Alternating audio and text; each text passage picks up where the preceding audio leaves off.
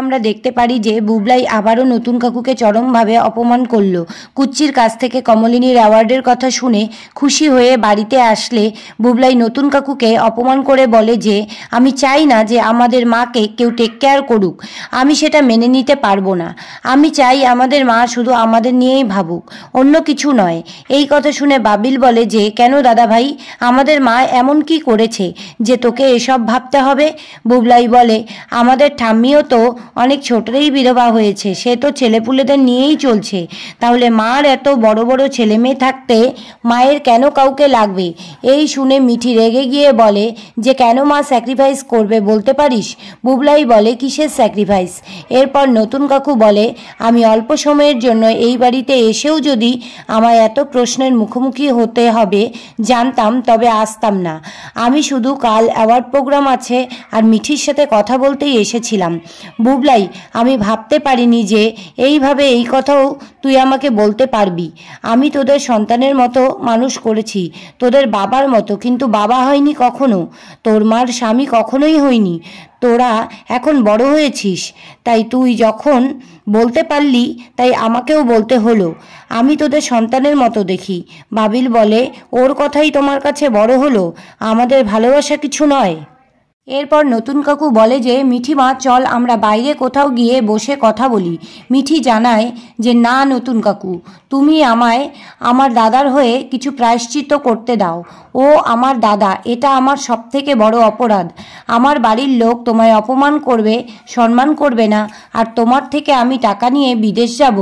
অন্যান্য ছেলেমেয়েরাও তো এখানেই চাকরি করে, আমিও না হয় তাই করব, আর আমার চাকরি পেতে কোনো অসুবিধা হবে না, তুমি সেটা জানো।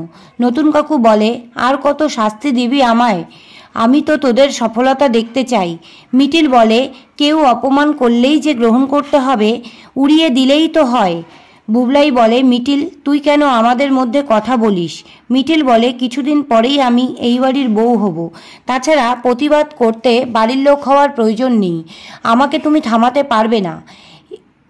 এগুলো বলে বাবিল বলে যে আমরা তো বাড়ির লোক, আমরা তোর মতো হতে পারবো না দাদা ভাই।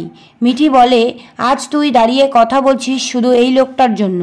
নতুন কাকু বলে মিঠিমা আর এগুলো কথা বলিস না, জানিস তো এই কথাগুলো যত হবে আমার খারাপ লাগবে। এরপর নতুন কাকু কমলিনীকে বলে যে বৌঠান কাল অ্যাওয়ার্ড প্রোগ্রাম নিশ্চয়ই মনে আছে? কমলিনী জানায় নতুন ঠাকুরপো তোমার জন্যই সব হয়েছে, তোমায় কিন্তু থাকতেই হবে। হ্যাঁ বৌঠান, আমি থাকবো, দর্শক হিসাবে তো থাকতেই পারি। কুর্চি বলে আমি তোমায় ডেকে অন্যায় করেছি নতুনদা, আমায় ক্ষমা করো। কমলিনী বলে যে নতুন ঠাকুরপো তুমি আর এ বাড়িতে এসো না। পরদিন একটা সুন্দর শাড়ি কমলিনীকে পরালে ঠাম্মি মনে মনে রাগ করে, বলে যে কি দরকার, বৌমা যেমন থাকে তেমনই ভালো। এই কথায় মিঠি আর কুচ্চি রেগে গিয়ে কথা শোনায় ঠাম্মিকে। ঠাম্মি রাগ করে বলে আমি আর যাব না। এটা শুনে কমলিনী বলে তবে আমিও যাব না। মিঠিল বলে সবাই যাব আমরা।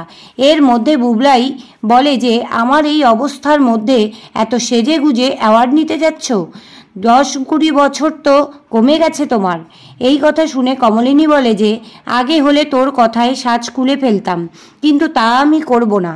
এরপর কি হতে চলেছে? নতুন কাকু কি বুবলাইয়ের আঘাতটা সহ্য করতে না পেরে অসুস্থ হয়ে যাবে আর তারপর ক্ষমা চাইবে নতুন কাকুর কাছে?